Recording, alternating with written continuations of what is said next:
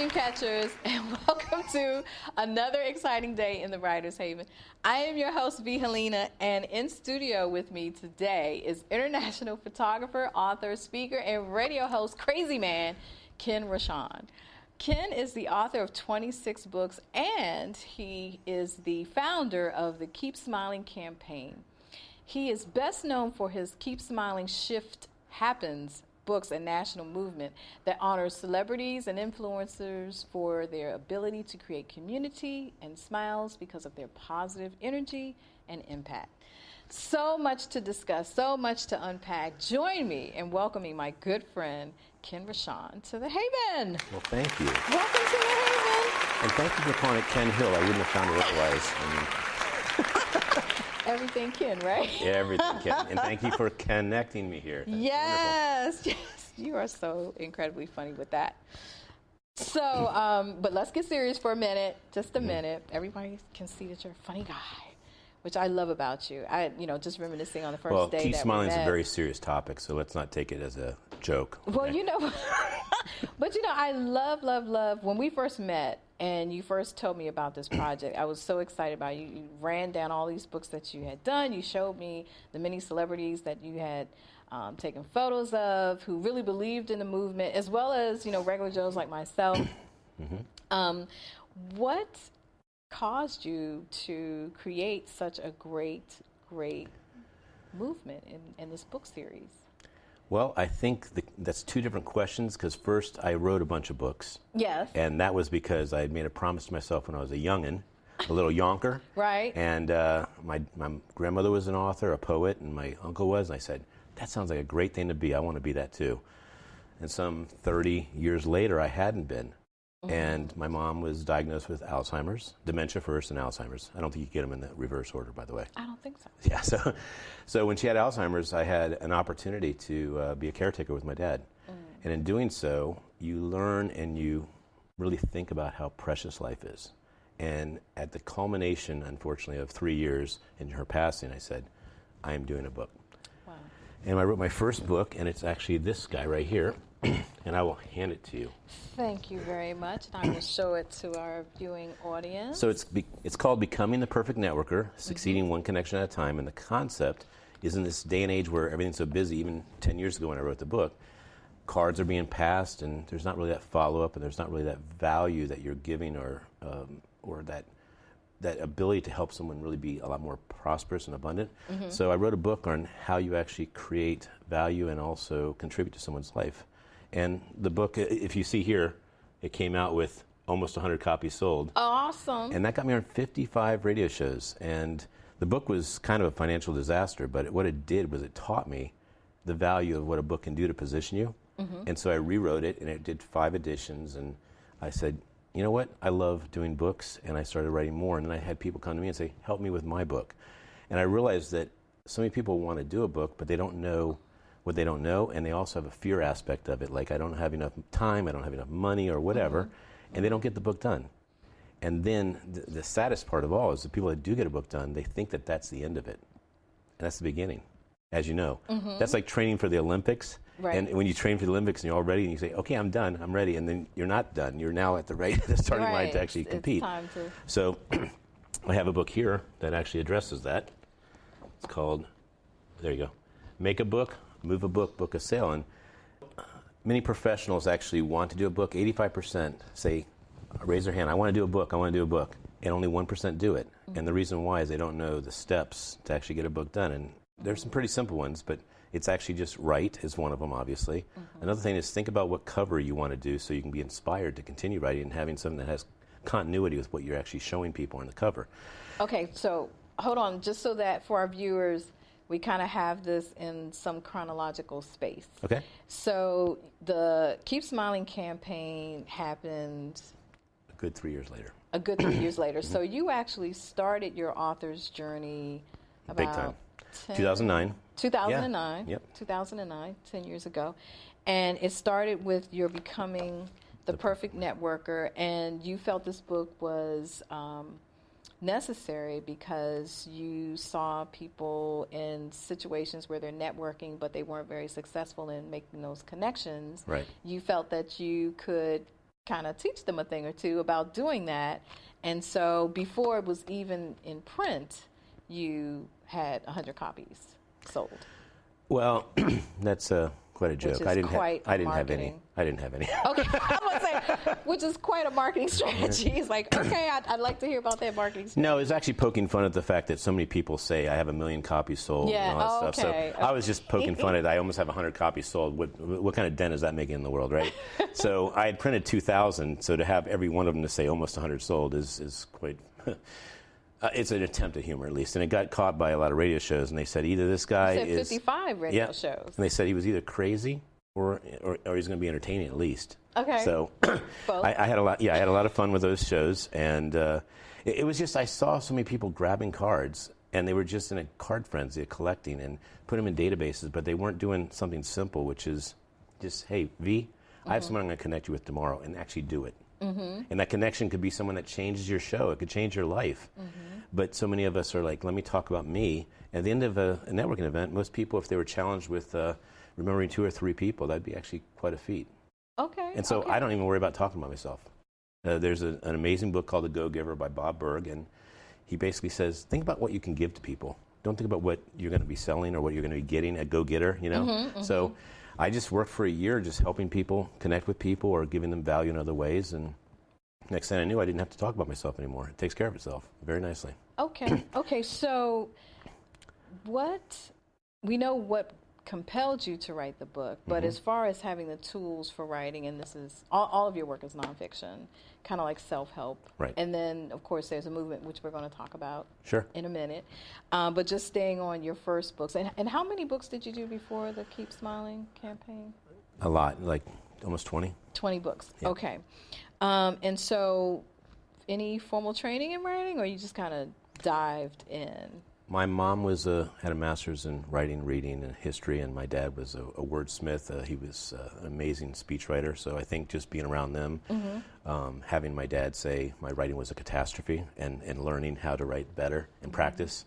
My son's 6 years old, and I'm having him write quotes, actually from a book right here, Powerful Quotes. Okay, and let's show that to our viewers. Yeah, so that's just a book you have in your pocket to inspire you, and it's interesting that, you know, when a kid at 6 years old is writing quotes, he's actually programming positivity into his brain, and he's learning vocabulary words he may not otherwise know. Mm-hmm. For instance, it was interesting that he actually pulled up dreams. He opened up the book and said, my first quote is, too many of us are not living our dreams because we're living our fears. Les Brown. Mm-hmm. Okay, now I want you to hold that up so that we can make sure that we get that on camera. There we go.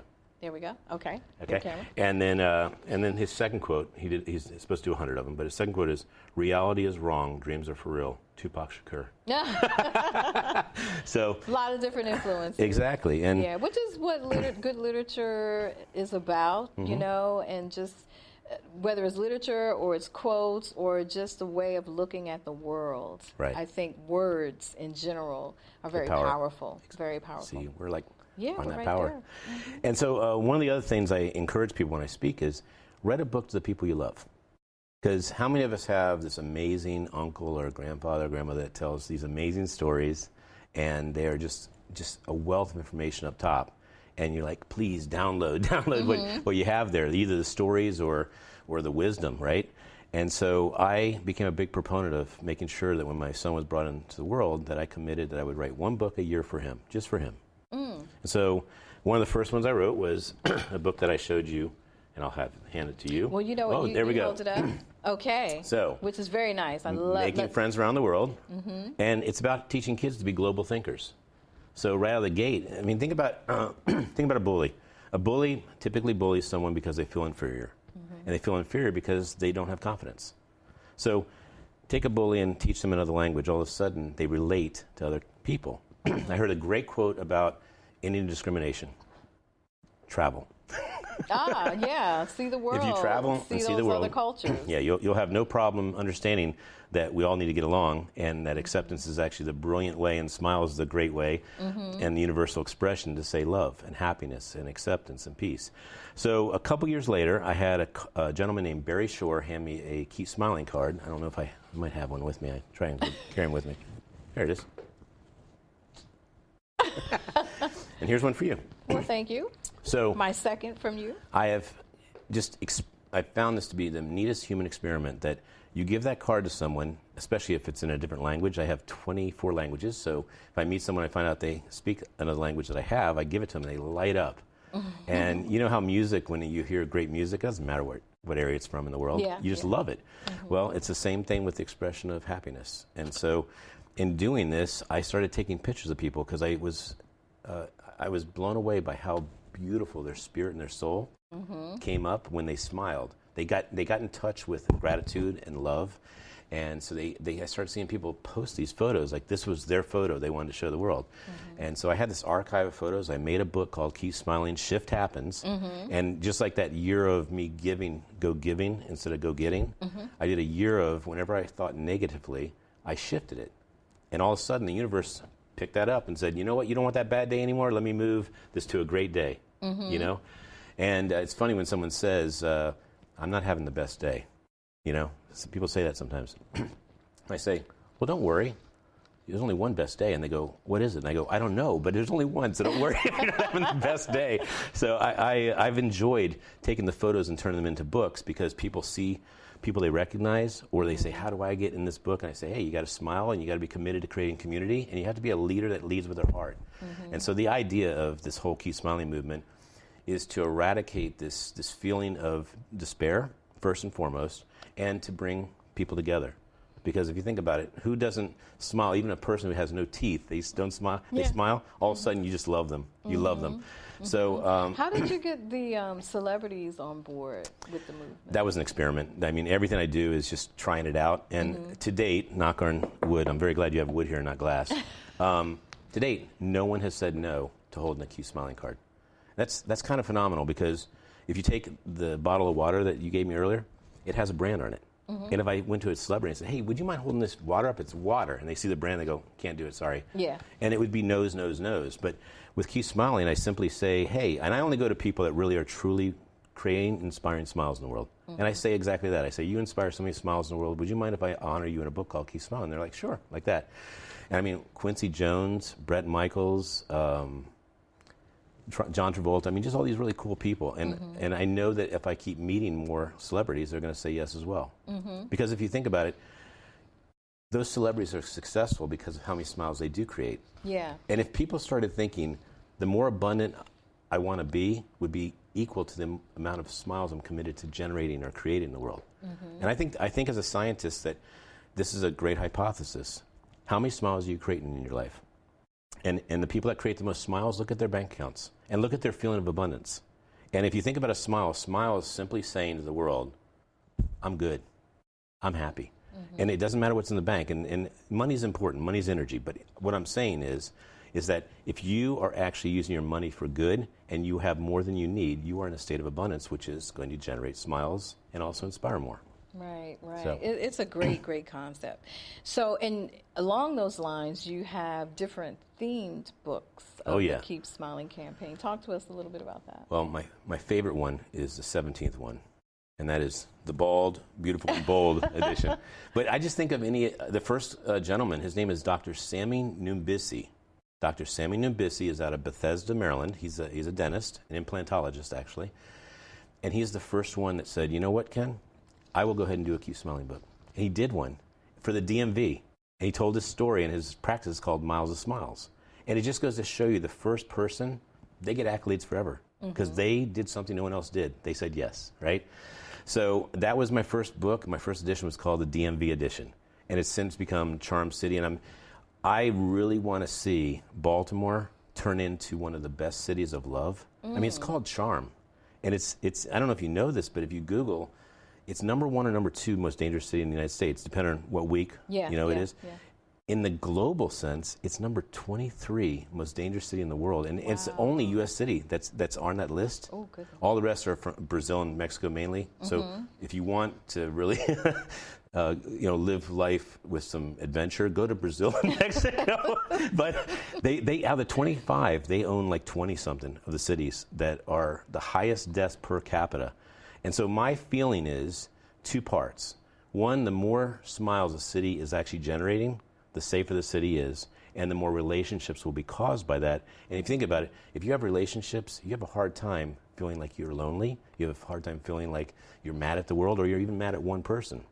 I mean, you hear people say, I don't like this kind of person, or that. Like, if you had that person save your child's life, all of a sudden things shift. Oh, absolutely. And that's what I think the Smile Movement's about. It's about having a conversation about what can we do together to actually create abundance. Okay, so is the campaign as impactful as you had hoped, or is it still growing? Like, what is the current status of it?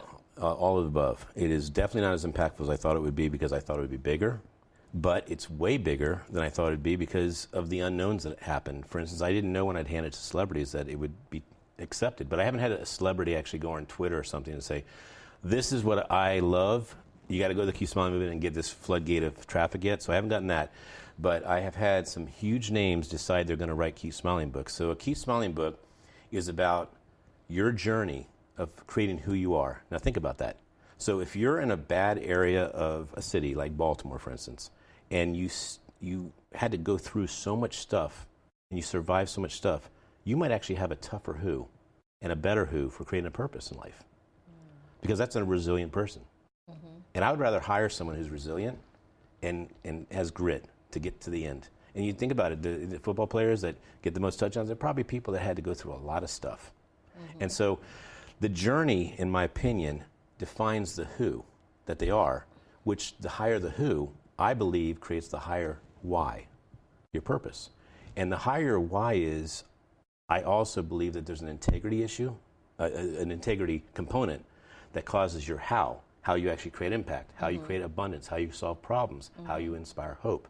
We give the ebooks for free at this point.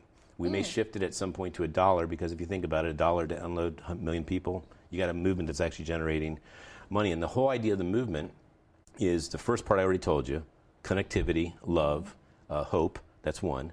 And the second part is that we want to pay photographers, videographers, people that are committed to the media that gives good messages. So that's nonprofits. And most photographers, they're happy to donate their time, but they're not happy to pay for their parking. They're not happy to pay the expenses of the day. So you give a photographer $25 to $100, believe it or not, you have their attention. And they're like, sure, I'd be happy to help you.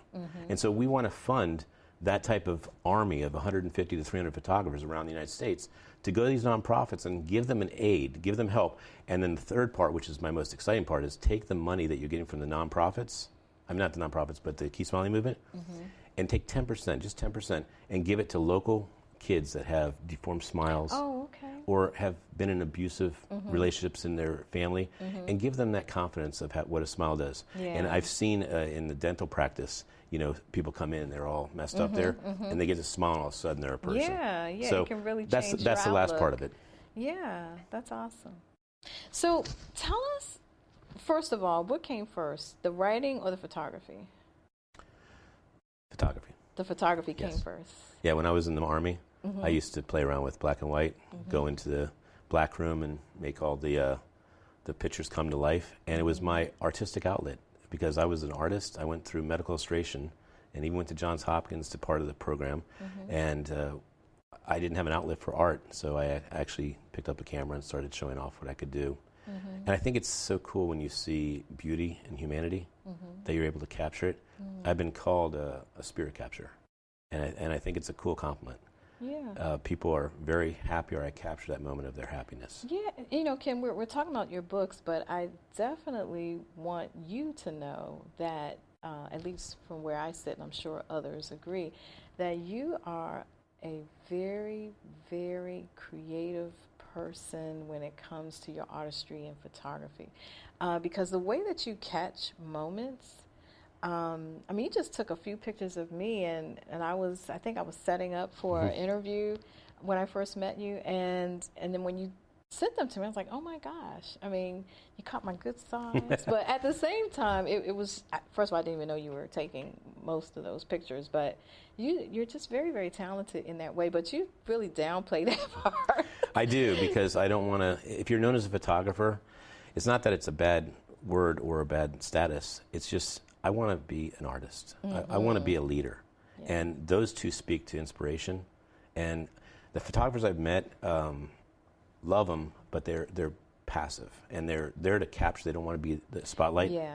And I love to show off photographers when I'm at events because I want them to know I'm their friend and that I want to market them. Because if I was a photographer, technically I may find that they're competition, and I don't want them to think I'm a photographer because I want to help them. And I did this book that I'm committed. I'm going to give it to you, or okay. So it's called The Art of Life. And it's 100 of my best photos in 10 years. And any book that's been shown here, I'm happy to send it to a viewer completely. I can send them to you, and you send them to whoever. But these ebooks are to inspire people to write. They're to inspire people to be creative. And I actually want photographers to take their best work. So when you say inspire people to write, what do you mean by that directly? Well, they have it here and here, but the outlet of it.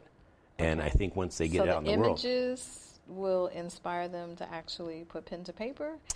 Is that what you mean? Well, I think the photographers, it's really the photos would be for the photo books, and then other people just to write. And it is. I found that if you design a cover and spend a little bit of money, $250 to $500 to hire a real graphic artist to do a cover, you got skin in the game, and you're probably going to end up really increasing your odds of doing a great book. So that's my trick. Okay. Yep. Okay. So what advice would you give to someone who is interested in bringing a social message, which is what I consider the Keep Smiling movement to be, as a social message to make people aware of the gift of smiling, because it really is a gift. When just think of all the people that we see, we smile to, and they don't smile back to us. I mean, it's, it happens often. You think so? It does. I'm actually very... So when you smile at someone, you're saying they don't smile back to you? Yeah. Wow. Sometimes I don't get the smile back. And, and what I've told myself is, okay, they're probably not even though it looks like they're looking at me, they're probably not even there. There's something going on here that they're focused on. Sure. So I don't take it personally, but I would amazed take it personally. I am amazed at how often it happens, to be honest with you, because I do believe in the power of smiling, and I know that it can actually change the course of a conversation. Totally. You could be speaking to someone and their energy may be confrontational, but when you smile, it does turn. I think I know what your problem is. Change. Because we're having a different experience. Okay. So what I do that is totally changed is I say, and let's say I don't know who you are. I say, excuse me, I'm about to throw a smile your way. So, are you ready? Okay. Well, I definitely don't do that. I'm talking about complete strangers. I get it, and maybe it's because I'm in events that there's kind of a filter that everyone paid to get there. So my experience is totally different. So I'm not working with. So you're saying that you smile at people and they almost every smile time, back. almost every. But when you're paying to be at an event or you're committed to be at an event, it's personal development. Come on. I'm just talking about you at the gas station, and you're. Oh well, you're. Yeah, I'm just. Yeah. Kind of car, because you have to plug your car. I'm antisocial. That's why you got that car. But let's say you're grocery shopping. Right. And you see someone and you smile and they'll smile back to you. Yeah, so I don't. That's what you're saying. I guess I don't practice it as often in that experiment or experience. Okay. I'm going to get 2 or 3 things, and I'm out. Now, if I'm at the cashier, big time though, because I want to make their day. Right. Because they're working. Yeah. And they may not be getting a lot of smiles. No, they thank me. And the other thing is, remember, I got some weapons. The Keep Smiling card. Yes. So when I give that Keep Smiling card to a cashier, lights them up. Okay. And then I say the magic words. I say, I'm going to be throwing a smile at you. No, I'm just kidding. So what's next? I think seeing where this Keep Smiling movement goes, I would love to get into more, I don't want to say celebrity, influencer events, because I think that this behind the right people, we're going to have a movement that actually is taken a lot more seriously. A lot of people have seen the Keep Smiling movement, so that part's cool. But I want it to be something that people say, you know what, maybe I do only smile 40 times a day if I practice smiling. And by the way, the reason you're doing 40 times a day is because you've programmed yourself to go that low. Isn't that crazy? Unconsciously. Yes, but unfortunately, mostly unconsciously. So those are the smiles that I don't get back from the adults. Exactly. When I smile at them. This addresses that. They have met their 40 cap, and so by the time they get to me, they're not doing it. Well, this is my first book. I did research. Okay. So I've written 25 books, just downloading my heart. This book here actually talks about smiling, something you practice, and it's a crazy thing, but You know if your brain says you're happy, what do? You smile. That makes sense. Or laugh. Laugh, right? And that makes sense because that's program. Your brain says you're happy, muscles cause smile, and smile happens. Mm-hmm. Okay, but here's what's wild. You're not happy, okay? You smile, as in you practice. Mm-hmm. The brain actually says, you're smiling, you must be happy. And the brain goes happy. Oh, it happens that way. Yes, it does. So you've done scientific research, and this is what you found to be true. Totally. And think about this. Smile, with exception of some of your situations with strangers, okay? I don't know what's happening there. I don't think so. But I do think that there's something to look at there. Like, what is it? Because I think that when you smile and you cause someone else to smile, it's actually generating energy that is recyclable. Absolutely. And so, it's definitely an energy that's passing between two people. You know what? I'm going to give you some cards, and I want to see and hear from you later that you give someone a card and you keep smiling. I'm not you smile. as brave as you. Oh, you're very brave. No, I'm not. I mean, I believe it or not, I'm a bit of an introvert. Many people find that very, very strange when it comes to me. So I never even talked to a person until I met you. When I met you, I hadn't even said a word to anybody. You mean at that event? Just at that event? Yeah, maybe. Well, you have a very jovial personality. So. I love people. So what message would you like to give for a person who is looking to impact the world as you have with your movement? And let's define world as the world that they deem it to be. It could be their neighborhood, it could be their city, it could be their state. So I think the message I am really most adamant about is that you are more powerful than you think you are, and that step up, be a leader, and see what kind of impact you can have in the world. And there's 3 things to measure. 1 is how many smiles might create in the world. 2, who are the 100 people? Who are the 100 people that are above you and below you? In other words, the people that are mentors of you, that inspire you to go up. And who are the ones below you that support you and push you up, right? Mm-hmm. And the 3rd question is, what's your journey? How are you defining your who and your why and your how? And if you don't like it, write it. Write a new one and be it. That's the part. I don't think people realize that life is a blank book, and you get to create what you want. Thank you so much for being on the show, Ken. It was a pleasure having you. And Dreamcatchers, thanks for joining us today. And I hope you learned a lot about storytelling and using your voice and passion through imagery. If you've been tuning in, you know we have a number of authors, songwriters, filmmakers, and playwrights joining us here in the Haven. And there are many, many of your favorites coming up. So stay tuned. Check our website for more information at www.writershavenshow.com, and you will also find streaming information for iTunes, Spotify, iHeartRadio, YouTube, Sonos, Alexa, and other platforms, including the American Legacy Network. That's all for now, and until next time, catch fire on purpose.